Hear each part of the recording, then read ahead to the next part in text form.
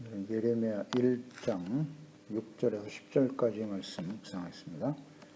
예레미야 1장 6절에서 10절까지 말씀 읽겠습니다. 내가 이르되 슬프도소이다 주 여호와여 보소서 나는 아이라 말할 줄을 알지 못하나이다.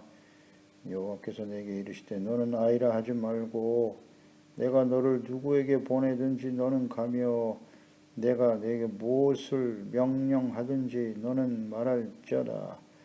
나는 그들 때문에 두려워하지 말라. 내가 너와 함께하여 너를 구원하리라. 나 여호와의 말이니라 하시고 여호와께서 그의 손을 내밀어 내 입에 대시며 여호와께서 내게 이르시되 보라 내가 내 말을 내 입에 두었노라.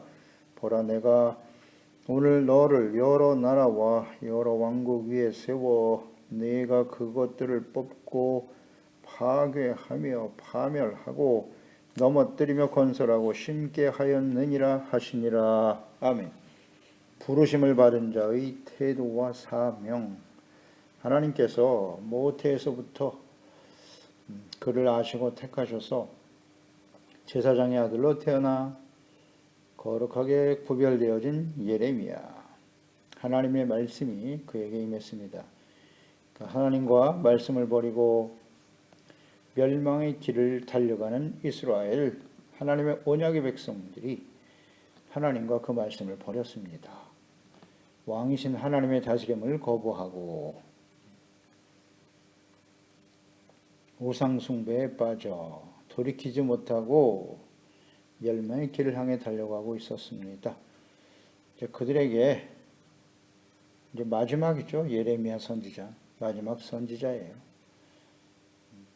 바벨론 포로를 앞두고 있는 그 시대에 마지막으로 회개하고 돌이킬 수 있는 기회를 주시기 위해서 부름받은 선지자죠. 그에게 주어진 사명이 무엇인가, 부르신 목적이 무엇인가에 대해서 말씀하고 있습니다. 6절로 7절에 하나님의 부르심에 대한 예레미야의 태도는 어떠하였는가? 슬프도소이다 주 여호와여 나는 아이다. 말할 줄을 알지 못합니다. 라고 고백합니다. 자신은 아이다. 말을 잘 하지 못한다. 그러니까 자신이 사명을 감당하기에는 너무나 부족한 사람임을 고백하고 있는 것이죠. 하나님을 만나고 말씀을 듣고 사명을 부여받은 사람들의 일반적인 모습이 있죠. 하나님 앞에 서면 누구나 겸손해질 수밖에 없습니다. 우리가 겸손이란 말을 많이 묵상하게 되는데요.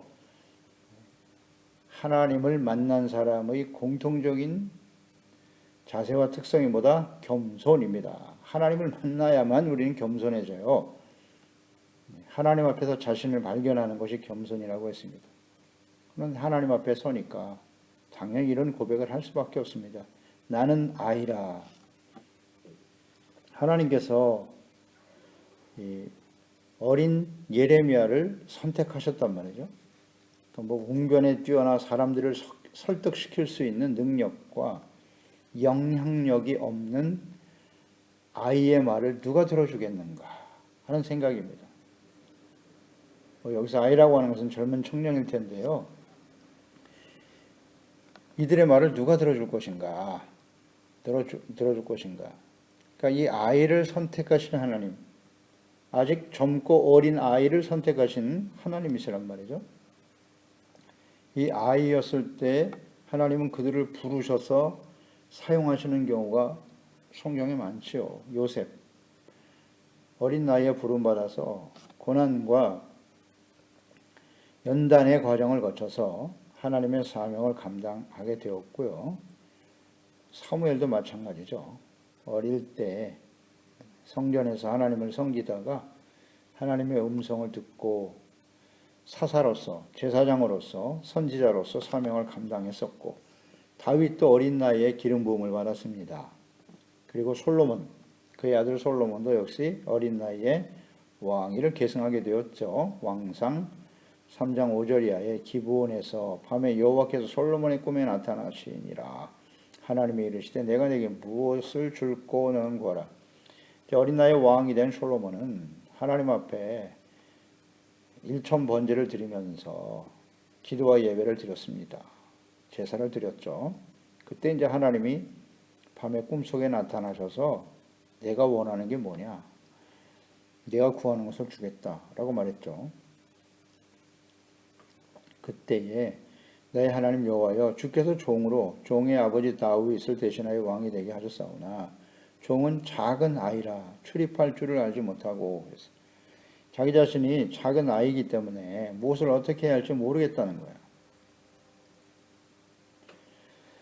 그리고 이 백성들 누가 이 많은 백성을 재판할 수 있사오리까? 듣는 마음을 종에게 주사. 지혜로운 마음이죠. 하나님의 말씀을 듣고 따르고자 하는 마음을 저에게 주사 백성들을 재판하여 선악을 분별하게 하시고. 이 솔로몬이 이것을 구하매 그 말씀이 주님의 마음에 들었다 라고 말씀하셨죠. 이게 작은 아이, 이 아이를 택하신 의미가 있을 거예요. 많은 사람이 있었을 텐데 예레미야 시대에도 왜 아이인 예레미야를 선택하셨을까요?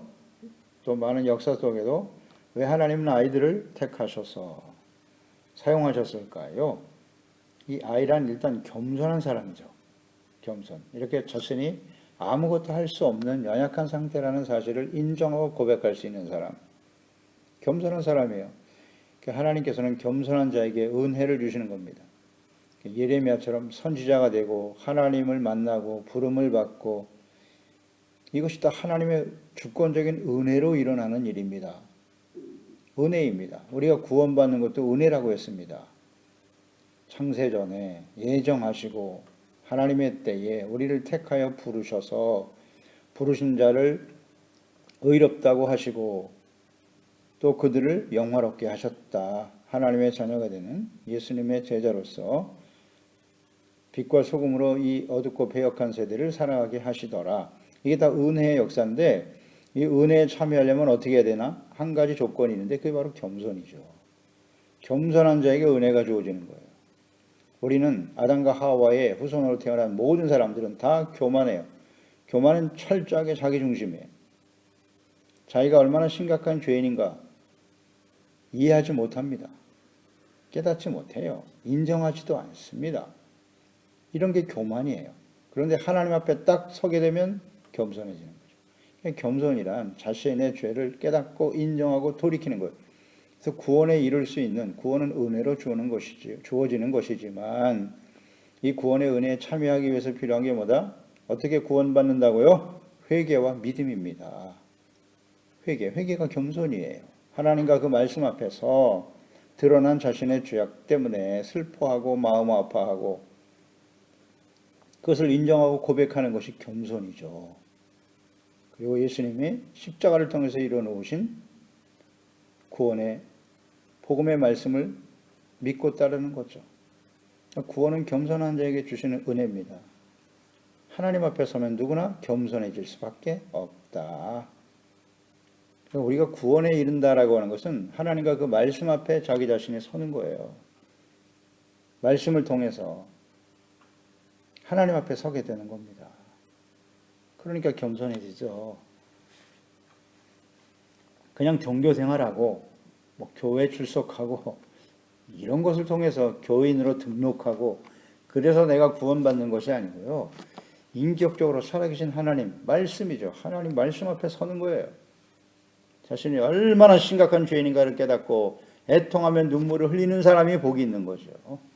그런 사람에게 구원의 은혜가 임하는 것입니다. 아이와 같은 사람. 이게 겸손을 의미하는 거예요.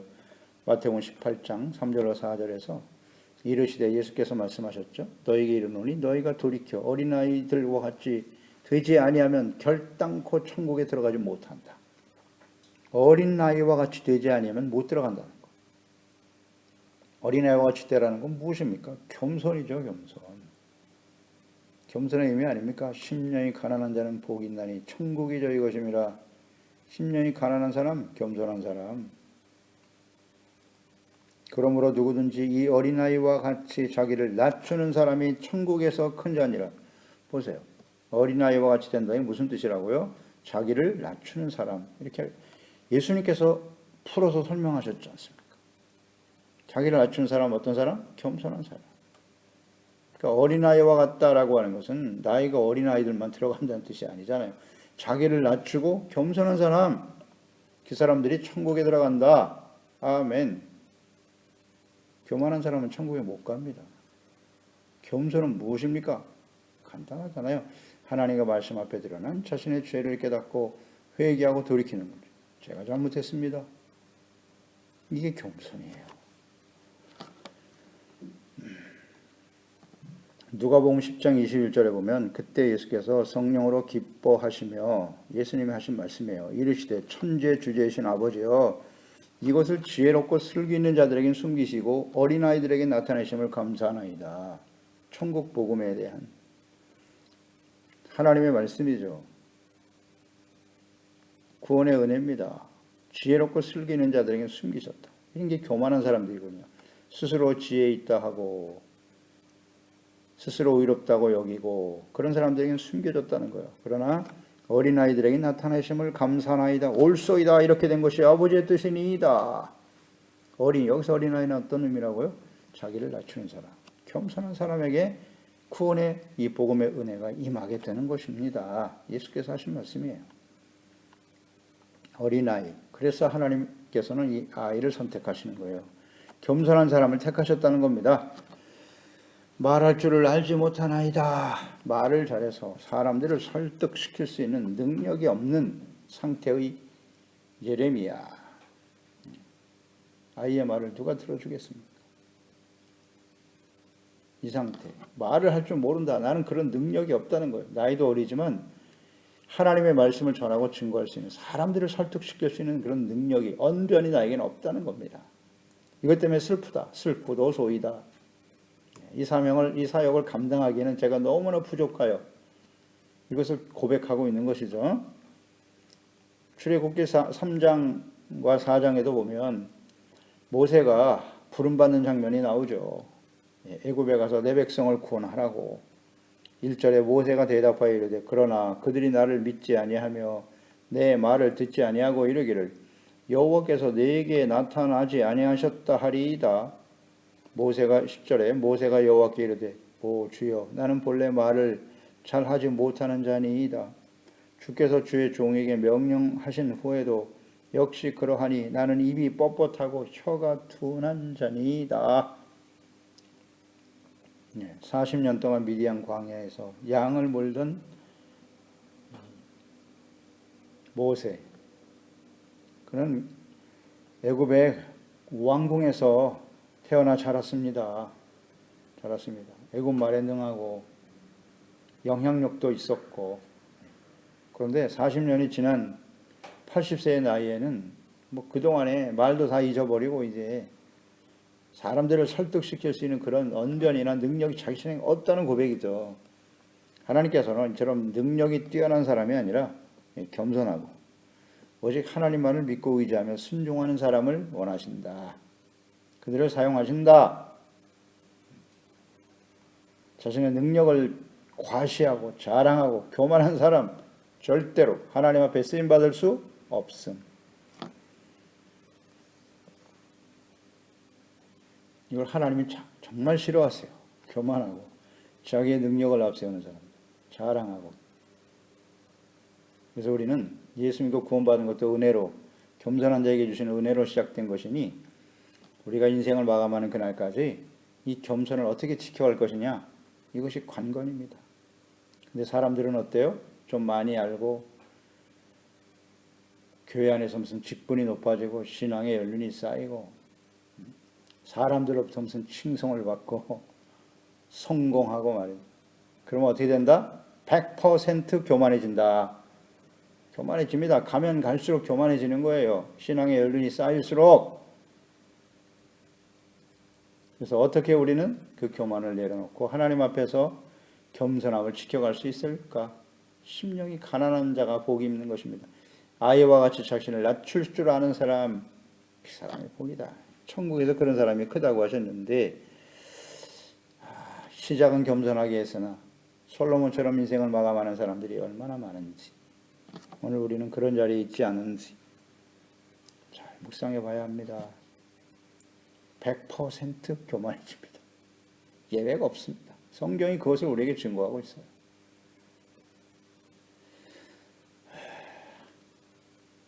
우리가 겸손해지려면 하나님 앞에 서는 수밖에 없어요. 여호와의 율법을 즐거워하여 주야로 묵상해야 합니다. 그 말씀 앞에서 있는 그대로 자신의 모습을 인정하고 고백하고 자백해야 해요. 경건의 삶이 얼마나 중요한지. 경건의 모양만 가지라고 하는 의미가 아니에요. 모양만 있어서는 아무 의미가 없어요. 위선적이고 외식하는 신앙생활, 더 교만하고 패역한 자가 될 수밖에 없죠. 이건 정말 조심해야 됩니다. 7절에 여호와께서 내게 이르시되 너는 아이라 말하지 말고 내가 너를 누구에게 보내든지 너는 가며 내가 네게 무엇을 명령하든지 너는 말할지니라. 선지자, 부르심을 받은 자에게 주어진 사명입니다. 명령이네요. 너는 아이라 하지 말라 그랬어. 그러니까 부름 받았을 때 겸손한 태도도 필요하지만 자신이 능력이 없다고 변명하지 말고 온전히 순종해야 함을 의미하는 것입니다. 하나님께서 보내신 사람에게 가서 내가 보내는 사람에게 너는 가기만 하면 돼. 그리고 하나님께서 주신 말씀을 그대로 전하면 되는 거야. 그게 너에게 주어진 사명이야. 내가 해야 할 일이라고. 나의 생각과 뜻과 말을 전하는 것이 아닙니다. 선지자 자신의 말과 생각, 뜻 중요하지 않아요. 주님의 말과 명령을 말하는 그대로 전해라. 하나님께서 하신 말씀 그대로 전하기만 하는데 이게 아이를 택한 하나님의 뜻이에요. 어른이 되고 인생의 연륜이 쌓이면 말이죠. 자신의 생각이 많아져요. 자신의 생각과 뜻이 많아집니다. 특히 오래 살수록 이 세상에 많이 살았기 때문에 이 세속적인 가치, 무슨 사상, 철학, 인간의 지식, 경험 이런 것들이 훨씬 더 크게 작용하거든요. 그렇지 않습니까? 그걸 오히려 자랑하고 말이죠. 그리고 하나님의 말씀을 자신의 생각과 뜻, 무슨 사상, 이념, 철학 이 세상에 있는 것들을 가지고 말이죠. 판단하고 이것이 오히려 하나님을 바르게 섬기고 주님의 말씀을 따르고 순종하는 일을 가로막죠. 방해가 되는 것입니다. 그래서 하나님은 아이와 같은 사람을 택하시고 부르시는 거예요. 우리가 어떻게 마지막까지 하나님 앞에 쓰임받는 인생이 될까요? 예수 믿고 구원받아 하나님의 자녀가 되었다. 예수님의 제자가 되었다. 누누이 강조하지만 그리스도인들은 사명입니다. 하나님의 부르신 자들이고 하나님이 우리를 이 땅에 보내셨다고요. 사명이 무엇인가를 분명히 알고 사는 사람이 되어야 한다. 그것이 삶의 목적이고 존재의 의미입니다. 그런데 가면 갈수록 교만해지고 자신의 생각과 뜻을 앞세우고 세상에 무슨 진리가 있는 것처럼 그들이 주장하는 것이 무슨 진리인 것처럼 말이죠. 자신의 경험이 진리인 것처럼 여기고 그런 상태에서 우리가 사명을 마지막까지 감당할 수 있을까요? 그렇지 못하죠. 이것이 오늘날 교회와 그리스도인들의 현실 아닙니까? 현실이잖아요. 하나님의 말씀을 바르게 이해하고 깨달아 하나님이 다스리시는 하나님의 나라를 바르게 세우는 일에는 관심이 없고 세속적인 가치 기준, 정치적인 이념이나 거기에 매몰돼서 말이죠. 그것이 마치 무슨 진리인 것처럼 이건 뭐 거짓 선지자들이 난무하지 않습니까?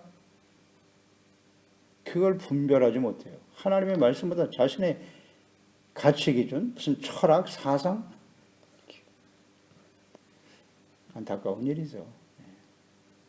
불행한 현실입니다. 그것이 하나님의 말씀보다 우선합니까? 그럴 수 없는 것입니다. 나의 생각은 중요하지 않아요. 하나님의 말씀을 있는 그대로 전해라. 아멘입니다. 하나님과 말씀에 대한 우리의 태도는 어떠한지를 잘 살펴봐야 돼요. 선지자는, 부름받은 자는 하나님의 말씀을 가감해서는 안 돼요. 그대로 전하는 겁니다. 우리는 어떠한지 말씀에 대해서 항상 겸손한가? 하나님의 말씀을 듣고 그대로 믿고 전하고 있는가? 겸손하지 못하면 아니에요. 겸손이 기초입니다. 기초, 뿌리예요. 말하는 거 보면 알잖아요. 그 사람이 겸손한 사람인지 교만한 사람인지. 뭐가 그렇게 자신의 뜻이 옳다고 그냥 핏줄을 세우고 외치고 있어요. 겸손한 사람은 그런 모습 아닙니다. 예수님 보세요, 예수님. 예수님의 마음을 본받으라잖아요. 죽기까지 십자가 지고 그냥 가는 거 어떻게 보면 미련해 보이죠. 어리석어 보이고. 그들과 싸웠습니까? 아니요. 묵묵히 십자가를 지고 가시잖아요. 그런 게 겸손 아닌가요?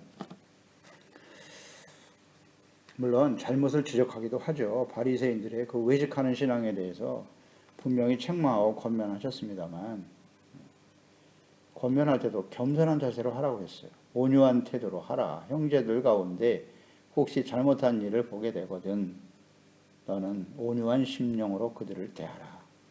온유하고 겸손한 마음으로 대하는 게 예수님의 마음이고 그리스도인의 모습이어야지 않나요? 그게 겸손 아닌가요? 보면 알잖아요. 8절에 너는 그들 때문에 두려워하지 말아라. 내가 너와 함께하여 너를 구원하리라. 나 여호와의 말이니라 하시고 그랬어요. 그러니까 하나님께서 보내신 그들 때문에 두려워하지 말아라. 그들, 여기서 그들은 누굽니까? 예레미야를 통해서 하나님의 말씀을 듣게 될 사람들이죠. 그러니까 그들은 악을 향하여 달려가고 패역한 하나님의 백성들이었고 교만하고 악한 왕과 권력자들, 또 말씀 듣기를 거부하고 대적하는 사람들이죠. 완악하고 힘을 가지고 있어서 선지자를 박해하고 죽일 수도 있는 두려움을 주는 사람들이었습니다. 그러나 내가 너와 함께하여 너를 구원하리라 라고 말씀하셨어요. 그러니까 어린 나이에 말로서 상대를 설득시키고 제압할 수 있는 능력이 없는 예레미야와 함께 하시며 그들의 박해와 대적에서 구원하실 것이라는 하나님의 약속이죠. 이 약속은 그 이전에도 계속 주어진 말씀이었어요. 신명기 20장 2절에 내가 나가서 적군과 싸우려 할 때 말과 병거와 백성이 너보다 많음을 볼지라도 그들을 두려워하지 말라. 애굽 땅에서 너를 인도하여 내신 내 하나님 여호와께서 너와 함께 하시느니라. 아멘. 전쟁에 나갈 때 그들이 아무리 군대가 많아도 두려워할 필요가 없다. 왜? 하나님께서 너와 함께 하시기 때문이다. 여호수아서 1장 5절이죠. 모세에게 약속하신 것처럼 여호수아에게도 주신 말씀이에요. 1장 5절에 내 평생에 너를 능히 대적할 자가 없으리니 내가 모세와 함께 있었던 것 같이 너와 함께 있을 것임이니라. 내가 너를 떠나지 아니하며 버리지 아니하리니. 9절에 내가 내게 명령한 것이 아니냐. 강하고 담대하라. 두려워하지 말며 놀라지 말라. 내가 어디로 가든지 네 하나님 여호와가 너와 함께 하시느니라. 아멘. 두려움을 극복할 수 있는 유일한 비결은 뭐냐? 하나님께서 우리와 함께, 하나님 전능하신 하나님, 의롭고 거룩하신 하나님, 사랑과 자비와 긍휼이 풍성하신 하나님, 나를 구원하시고 나를 보내신 하나님, 그 하나님이 함께 하시면 절대 두려움이 없어요. 그런데 하나님과 함께 하려면 어떻게 해야 돼요? 언제나 의의 길을 가고 있어야 돼요. 겸손해야 돼요. 하나님은 겸손한 사람과 함께 하세요. 상한 심령, 하나님 찾으시는 마음은 상한 심령이라 하셨죠? 깨어진 마음, 겸손한 사람과 함께 하십니다. 이건 모르면 안 됩니다. 출애굽기 3장 12절에 하나님이 이르시되 내가 반드시 너와 함께 있으리라. 내가 그 백성을 애굽에서 인도하여 낸 후에 너희가 이 산에서 하나님을 섬기리니 이것이 내가 너를 보낸 증거니라. 모세를 애굽에 보내실 때 하나님이 주신 약속이죠. 내가 너와 함께 할 거라고. 함께 하실 때만이 우리는 두려움을 이기고 사명을 감당할 수 있다. 예수께서 마지막으로 남기신 말씀이죠. 마태복음 28장 19절 20절에 이름으로 너희는 가서 모든 민족을 제자로 삼아 아버지와 아들과 성령의 이름으로 세례를 베풀고 내가 너희에게 분부한 모든 것을 가르쳐 지키게 하라. 사명이죠. 하나님이 제자들에게 그리스도인들에게 사명을 주셨는데 이것을 어떻게 감당할 수 있을까? 볼지어다 내가 세상 끝날까지 너희와 항상 함께 있으리라. 아멘. 하나님이 함께 하실 때 이 사명을 감당할 수 있게 되는 겁니다. 이 세상은 예수 그리스도와 복음의 말씀을 따라 의와 거룩한 삶을 살아가는 것을 싫어합니다. 그렇기 때문에 박해를 당할 수밖에 없습니다. 끊임없는 대적들과 원수들을 만날 수밖에 없습니다. 우리에게 두려움을 주는 사람들, 무슨 권력자들, 두려움을 주는 상황들을 끊임없이 만날 수밖에 없습니다. 그러면 어떻게 우리가 이 주어진 사명을 감당할 수 있을까요? 하나님이 함께 하심으로. 그 외에 다른 방법은 없습니다. 내가 무슨 대단한 능력을 키우고 뭐 정치적인 세력을 갖고 오늘날 세상의 주인은 돈이죠. 돈 있는 사람이 세상의 주인인데 더 많은 돈을 소유하고 권력을 소유해서 이 사명을 감당할 수 있을 거라고요? No! 아닙니다. 여기에 속으면 안 돼요. 이 사탄의 유혹이죠. 그리고 그래서 불의를 행하고 좀 악을 행하더라도 권력과 부를 얻어야 된다고요? 그래야 하나님의 나라와 뜻을 이룰 수 있을까요? 사명을 감당할 수 있나요? 아닙니다. 성경은 아니라고 하지 않습니까? 하나님이 함께 하실 때 그 모든 일을 감당할 수 있는 겁니다. 하나님은 어떤 사람과 함께 하신다? 이거 모르면 안 됩니다. 겸손한 자. 죄를 버리고 하나님 앞에서 자신의 잘못을 깨닫고 자백하고 버리고 용서받고 의롭다함을 얻는 하나님의 나라와 의, 이것이 삶의 가치 우선순위가 되어 늘 겸손한 자세로 주님 앞에 서는 사람, 그런 사람들과 함께 하신다고. 그럴 때만이 사명을 감당할 수 있다.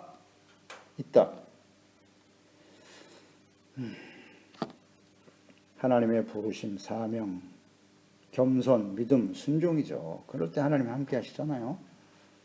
그리고 이 약속, 함께 하심의 약속은 좀 더 구체적으로 요한복음 14장과 16장에 보혜사 성령을 보내주심으로 이루실 거라고 약속하셨어요. 보혜사 성령을 보내실 것인데 그들이 항상 너희와 함께 있을 거라고. 성령을 통해서, 보내주심을 통해서 성취하실 것이라고 약속하셨고, 그리고 성령이 임하심으로써, 성령이 임한다는 것은 바로 하나님이 함께 하신다는 의미예요. 그랬을 때 제자들이 두려워하지 않고 담대하게 일어나 복음을 전하게 되었던 거 아닙니까? 두려움을 극복하고 담대하는 건 하나님이 임하셔야 돼요. 함께 하시는 건 성령이 우리에게 임하셨다는 거예요. 잘 이해해야 합니다. 성령이 우리에게 임하셨다는 의미가 무엇이뇨? 하나님이 함께 하신다. 두려움이 사라져요. 입에 내 말을 두었노라 그랬어요. 선지자의 입이라고 하는 것은 말을 거룩하게 구별하셨다는 겁니다. 사람의 말이 아닌 오직 하나님의 말씀을 전하게 하셨다는 뜻이에요. 그러니까 사람의 생각과 말을 전하는 것이 아니라 오직 하나님의 말씀만을 전하게 하시기 위해서 내 입에 나의 말을 두겠다고 말씀하셨어요. 이사야 선지자도 마찬가지죠. 하나님을 만나 소명을 받는 장면이죠. 사명. 이사야 6장 5절을 실제로 보면 그때 내가 말하되 화로다 나여 망하게 되었도다. 나는 입술이 부정한 사람이요 나는 입술이 부정한 백성 중에 거주하면서 만군의 여호와이신 왕을 배웠음이로다 하였더라. 그때 그 스랍 중에 하나가 부젓가락으로 제단에서 집은 바 핀 숯을 손에 가지고 내게로 날아와서 그것을 내 입술에 대며 이르되 보라 이것이 내 입에 닿았으니 내 악이 제하여졌고 내 죄가 사여졌느냐 하더라. 그렇습니다. 하나님을 만난 이사야. 입술을 지은 죄가 너무나 심각하다는 걸 알았어요. 그때 입술에 핀 숯을 댐으로써 모든 죄를 사해 주심으로 사역을 감당하게 하시더라. 입술로 지은 죄. 입술을 거룩하게, 말을 거룩하게 하는 겁니다. 내 말이 아닌 하나님의 말씀만을 하라. 자, 우리가 입술을, 주님께서 입에 하나님의 말씀을 주셨다라고 했는데요. 말을 새롭게 했다는 거잖아요. 이것은 굉장히 중요한 의미가 있습니다. 예수님께서도 분명히 말씀하셨어요. 내가 나의 말을 하는 것이 아니라 아버지께서 나에게 주신 명령, 하나님의 말씀만을 있는 그대로 전했어요. 여러 번 증거하셨죠. 이는 내 말이 아니라 아버지의 말씀이라고. 그러니까 예수님께서 제자들에게 주신 약속과 명령이 무엇이냐면 사도행전 1장이죠. 부활 승천하시면서 마지막으로 남기신 말씀, 약속과 명령인데 4절 이하에 보면 사도와 함께 모이사 그들에게 분부하여 이르시되 예루살렘을 떠나지 말고 내게서 들은 바 아버지께서 약속하신 것을 기다려라. 보혜사 성령이죠. 성령이 임하실 것이라는 약속을 주셨는데 그걸 기다리라는 겁니다. 요한은 물로 세례를 베풀었지만 너희는 몇 날이 못되어 성령으로 세례를 받으리라. 아버지께서 약속하신 것은 성령 세례입니다. 오직 성령이 너희에게 임하시면 너희가 권능을 받고 예루살렘과 온 유대와 사마리아 땅끝까지 이르러 내 증인이 되리라. 증인. 예수님의 말을 하는 겁니다. 하나님의 말과 예수 그리스도를 보내신 하나님의 뜻이 무엇인가를 말로 증거하는 거죠. 그 약속이 성취되어질 때 약속의 성취, 이 언약은 성령이 임하시는 것입니다. 성령이 임했습니다. 사도행전 2장 1절로 4절이죠. 오순절 날이 이미 이름에 그들이 다 같이 한 곳에 모였더니 호련히 하늘로부터 급하고 강한 바람 같은 소리가 있어 그들이 앉은 집에 온 집에 가득하여 마치 불의 혀처럼 갈라지는 것들이 그들에게 보여 각 사람 위에 하나씩 임하여 있더니 그들이 다 성령의 충만함을 받고 성령이 말하게 하심을 따라, 여기 말이 나오잖아요. 성령이 말하게 하심을 따라 다른 언어로 말하기 시작했다. 성령이 말하게 하셨다는 거예요. 성령이 임하니까 뭐가 나타나요? 우리의 말이 달라지잖아요. 다른 언어, 방언을 사용하기 시작했다는 거예요. 이게 같은 의미 아닌가요? 예레미야 선지자, 이사야 선지자를 만났을 때 하나님께서 그 말을 너의 입에 두었다. 이전에 내가 하던 죄악된 말을 다 버리고 거룩하게 성별하여 하나님의 말씀만을 전하게 하였다. 이것이 성령이 임했을 때 나타난 방언의 의미가 아니겠습니까? 방언을 한다고 하면서도 온갖 세상의 더러운 말을 하고 남을 비방하고 정죄하고 악한 말을 하고 말이죠. 이것은 성령의 충만함과 아무 의미가 없어요. 성령이 임하셔서 우리가 방언을 하게 된다. 말이 새로워지게 됐다는 거예요. 이게 훨씬 더 중요해요. 말이 새로워졌다. 은혜를 끼치는 말, 덕을 끼치는 말, 오직 복음의 말씀, 하나님의 말씀만을 전하고 증거하더라. 이게 진짜 성령 받은 사람이죠. 그렇지 않나요? 성령이 임했다는 의미가 뭐예요? 하나님이 함께 하신다. 하나님이 함께 하는 사람들이 그렇게 더러운 말을 하고 악한 말을 하고 남을 죽이려고 모함하려고 하고 이런 말을 할까요? 그 다 가짜입니다. 그래서 우리 말을 보면 알아요. 그 사람은 입술의 열매로 어떤 말을 하느냐, 그것이 마음의 실체니까요. 마음에 있는 것이 입으로 나오는 것이거든요. 그러니까 성령이 임하면 말이 바뀌어요. 하나님의 말씀으로 바뀝니다. 나의 말과 생각이 아니라. 이게 성령이 임하고 거듭났다는 증거인데요. 너희는 하나님의 말씀을 하는 것 같이 하라. 이것이 거듭난 그리스도인들의 모습이에요. 말을 보면 알아요. 성령이 임했는지 그렇지 않은지를. 이게 방언의 의미라고요. 하나님의 말씀을 우리 입술에 주신다잖아요. 사도행전 19장 6절에 보면 바울이 그들에게 안수하며 성령이 그들에게 임하심으로 방언도 하고 예언도 했다. 초대교회도 성령이 임했대 방언이 터졌어요. 그 방언의 의미가 뭐냐? 물론 은사죠. 은사로서의 방언의 의미도 있죠. 성령 세례에 나타난 표적도로 나타나는 방언이라고 볼 수 있는데 성령이 임하신 진정한 이 방언의 의미는 말이 바뀌었다는 거예요. 하나님의 말이 내 입에 임했다는 겁니다. 그렇기 때문에 우리의 언어 생활이 이제는 은혜를 끼치고 덕을 끼치고 진리의 말씀만을 전하는 거예요. 거짓말이 아니라 진리를 말하게 되는 것이죠. 진리가 무엇입니까? 하나님의 말씀, 예수 그리스도만이 진리입니다. 이것이 성령이 임하고 우리의 말, 방언에 나타난 말을 새롭게 하신다는 의미예요. 우리가 성령이 임하면 너희가 증인이 된다고 하셨는데 예수 그리스도의 증인이 될 것이라 하셨지 않습니까? 성령이 임해야만 우리의 말이 바뀌는 거예요. 증인이라는 건 말이에요. 제자들 역시, 사도들 역시 그들의 사역은 뭡니까? 말씀 사역이에요. 예수님의 사역도 말씀 사역이고 우리에게 주어진 사명도 내가 너에게 분부한 것을 가르쳐 지키게 하라. 이 천국 복음을 전파하라. 말씀 사역입니다. 말이 새롭게 되는 거예요. 마음이 새로워졌다는 의미이기도 하고요. 이거 정말 중요합니다. 잘 묵상해야 합니다. 우리의 언어 생활이 어떠한지를 잘 묵상해 봐야 합니다. 지금 무슨 말을 하고 있는지, 내가 하는 말이 거짓인지 진리인지, 하나님의 말씀이 아닌 건 다 거짓이라고 했지요. 이걸 분별을 못하면 안 되잖아요. 진리가 뭔지를 알아야죠. 하나님의 말씀을 알아야 되지 않습니까? 하나님의 말씀이 우리 마음에 있어야죠. 진리 영신 성령께서 우리의 마음과 생각을 주관하여 주시고 주여 오늘 하루도 나의 언어 생활을 통해서 나의 말을 통해서 오직 진리만을 전하게 하시고 진리만을 말하게 하시고 이게 우리 기도가 되어야죠. 내 입에 파수꾼을 두사. 예레미야에게 주어진 사명, 말씀을 들어야 될 대상들은 누구냐? 10절에 보라 내가 오늘 너를 여러 나라와 여러 왕국 위에 세워 내가 그것들을 뽑고 파괴하여 파멸하고 넘어뜨리며 건설하고 심게 할 것이다. 아주 중요한 말씀 하셨네요. 예레미야에게 주어진 사명이에요. 그들이 만나게 될 대상들이죠. 여러 나라와 왕 위에 너를 세울 거다. 그러니까 비록 어린 아이고 이렇게 영향력이 있는 사람이 아니지만 예레미야가 가서 순종하여 하나님의 말씀을 전하기만 하면 그 말씀의 권위가 세상 어떤 나라나 왕이나 권력자들보다 더 크다는 거예요. 더 높은 하나님의 말씀을 전하는 것이기 때문에 거기에 권위가 따르게 될 것이라는 말씀이에요. 하나님, 만왕의 왕이신 하나님의 말씀을 전하는 것이니까 어떤 나라나 왕이나 권력자 앞에서도 주눅들지 말고 하나님의 권위로 그 말씀만을 전하라는 거예요. 순종하고 말씀을 전하면 하나님의 권위를 세워주시겠지요. 네, 그런 의미입니다. 두려워할 필요도 없고요.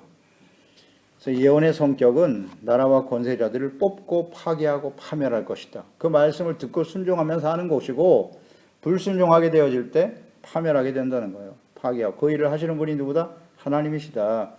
그러니까 장차 하나님을 거부하고 부정하고 대적하는 자들은 파멸하게 될 것이고 파괴하게 될 것이고 넘어지게 될 것이다. 하나님이 장차 하실 일을 내가 너의 입술을 통해서 전하게 할 거야. 그런 뜻이에요. 실제로 이제 이런 말씀들로 이제 가득하죠. 예레미야 선지자. 혹은 새롭게 하시고 심는다 그랬어요. 그 말씀을 듣고 회개하고 돌이키면 사는 거죠. 자, 간단한 진리인데요. 우리가 하나님의 말씀을 들을 때 우리는 파괴되고 혹은 파멸하고 넘어지는 자일 수도 있고 오히려 그 말씀을 듣고 새롭게 세워지는 그런 사람이 될 수도 있겠죠. 다만 대적하고 거부하느냐 그 말씀을 듣고 받아들여서 돌이키느냐 간단하죠. 그래서 우리가 예레미야 말씀을 계속 묵상하게 될 텐데요. 이것이 하나님의 말씀이라는 사실을 우리가 인정하고 그 말씀에 대해서 나는 어떤 반응을 하느냐에 따라서 나의 미래가 결정된다. 그런 뜻이에요. 오늘날 교회와 그리스도인들 앞으로의 역사가 어떻게 될 것인가 이 말씀을 통해서 우리는 우리의 미래를 볼 수 있는 겁니다. 이 말씀대로 예레미야 말씀대로 이스라엘 예루살렘은 어떻게 됐어요? 하나님의 말씀을 거부하다가 파괴되고 파멸되었습니다. 멸망의 길을 갈 수밖에 없었어요. 거부했기 때문에. 그리고 나라를 세웠다. 바벨론 같은 나라는 강해지잖아요. 그 나라를 세워서 하나님의 자녀 백성들을 연단하고 훈련하게 하시는 거죠. 심판하시는 거예요. 그래서 나라가 세워지기도 하고 하나님의 백성들은 파멸의 길을 가는 게 참 슬픈 역사죠. 그러나 그들도 하나님께서 때가 되면 다시 이스라엘과 예루살렘을 회복하여 세우실 것이다. 이 세우는 말씀이기도 하죠. 예레미야 말씀은. 하나님의 말씀은 공의의 심판이기도 하지만 돌이키는 자에게 용서해 주시고 회복시켜 주시는 하나님의 사랑과 은혜가 들어있는 말씀입니다. 예레미야 말씀이 아주 간단하게 요약되어 있습니다. 이 말씀이 앞으로 구체적으로 어떻게 하나님의 자녀와 백성들 주변 나라들에게 전파되어지고 증거될 것이냐 하는 내용들이에요. 복잡하지 않아요. 이 하나님의 말씀에 나타난 뜻을 잘 이해하고 보내신 사명자, 부르심을 받고 보내신 자가 해야 할 일이거든요. 그러니까 오늘 예수 그리스도 안에서 우리가 구원을 받았지 않습니까? 그리고 마지막 심판을 앞두고 있잖아요. 예수님의 재림과 요한계시록에 나타난 역사의 마지막 심판이 남아있는데 그때 우리가 부름을 받아 하나님의 자녀가 되고 예수님의 제자가 되었단 말이죠. 그럼 우리가 해야 될, 우리의 입술을 통해서 증거되어야 될 하나님의 말씀과 뜻은 무엇일까? 오늘 예레미야서 말씀을 통해서 잘 묵상하고 깨닫고 또 그 말씀 앞에 우리는 어떻게 반응하고 있는가 그것을 잘 묵상하고 이 마지막 시대에 마지막까지 겸손한 자세로 쓰임받는 저희들이 되어야 할 것입니다. 기도하겠습니다. 하나님 아버지 감사드립니다. 오늘도 하나님의 말씀을 대하면서 하나님의 선지자를 부르시고 그에게 부르신 하나님의 목적과 사명이 무엇인가를 분명히 깨우쳐 주셨습니다. 이 마지막 때에 마지막을 향해 달려가는 이 시대에 예레미야처럼 그리스도 예수 안에서 우리를 택하시고 부르셔서 하나님의 자녀가 되게 하시고 거룩한 백성이 되게 하셨고 또 성령으로 감동하사 우리의 입술에 하나님의 말씀을 주셔서 이제 우리가 사람이나 인간의 생각을 말하는 것이 아니라 오직 하나님의 말씀, 진리의 말씀을 말하고 하나님의 말씀을 하는 것 같이 하라고 하셨습니다. 그리고 은혜와 덕을 끼치는 말, 사람들에게 생명과 구원해 주는 말을 함으로써 예수 그리스도의 능력 있는 증인으로 마지막까지 쓰임 받는 겸손한 하나님의 자녀들이 되게 해 주옵소서. 예수님의 이름으로 기도드립나이다. 아멘.